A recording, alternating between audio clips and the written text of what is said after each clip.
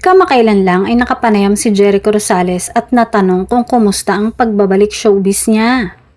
Masaya daw ang aktor dahil simula nang magbalik siya sa kanyang showbiz career ay sunod-sunod ang projects niya. Tulad na lang ng Lavender Fields na una niyang proyekto last year. Pagkatapos ay nasundan ang Quezon na kakapalabas pa lang ng trailer na umabot kagad sa 2.5 million ng views sa loob lamang ng 24 hours. Ito ay ipapalabas sa October 15 ngayong taon sa sinihan at marami na nga ang excited na mapanood ito. Samantala, naikwento ng aktor na katatapos lang ng taping ng proyekto ni Janine at very proud siya sa girlfriend sa dedication nito sa work.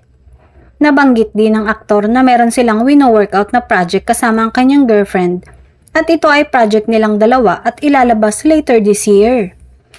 Pero hindi nagbigay ni katiting na clue ang aktor sa proyektong yon kung pelikula ba ito o teleserye. Pagkatapos nga ng taping ng aktor sa Quezon ay eto nga't nag-uumpisa ulit siya sa panibagong proyekto.